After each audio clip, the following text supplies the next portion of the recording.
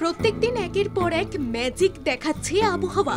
কখনো হালকা শীতের আমেজ, আবার কখনো গরমে হাঁসফাঁস করছে মানুষ। শীত চলে গেলেও বৃষ্টি যেন ছেড়ে যেতে চাইছে না। ফের আবহাওয়ার বিরাট রদবদল হতে দেখা গেল। বেশ কিছুদিন ধরেই উষ্ণতার ছোঁয়া দক্ষিণবঙ্গে, অন্যদিকে উত্তরের জেলাগুলিতে বৃষ্টির আমেজ। আগের সপ্তাহে হালকা থেকে ভারী বৃষ্টি দেখা গিয়েছে উত্তরবঙ্গে। পূর্বাভাস অনুযায়ী আগামী 48 ঘন্টায় 2 থেকে 3 ডিগ্রি সেলসিয়াস তাপমাত্রা কমবে বঙ্গে।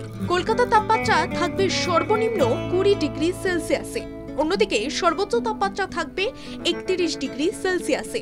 অর্থাৎ অন্যান্য দিনের চাইতে কিছুটা নেমে যাবে তাপমাত্রা। তবে আবহাওয়ার আবার বদল ঘটবে সপ্তাহের শেষে। সপ্তাহের শেষে শহরের পারদ হবে 33 থেকে 34 ডিগ্রি সেলসিয়াসের কাছাকাছি। অন্যদিকে জেলায় তাপমাত্রা পৌঁছে যেতে পারে 36 থেকে 37 ডিগ্রি সেলসিয়াস। চলতি সপ্তাহেও শুক্র ও শনিবার উত্তরের পার্বত্য অঞ্চলগুলিতে বৃষ্টিপাত হতে পারে।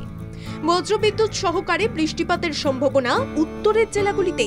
তবে বিক্ষিপ্তভাবে 4 জেলায় বৃষ্টির সম্ভাবনা থাকলেও পার্বত্য এলাকার বাকি জেলায় শুষ্ক আবহাওয়া বিরাজ করবে। আগামী সপ্তাহে মঙ্গলবার পর্যন্ত বৃষ্টি হতে পারে দার্জিলিংয়ে। শনিবার থেকে উত্তরের বৃষ্টির পরিমাণ বৃদ্ধি পাবে বলে আভাস হাওয়া অফিসের। কেবল দার্জিলিং নয়, বৃষ্টি হবে জলপাইগুড়ি, আলিপুরদুয়ার এবং কালিম্পংয়ে।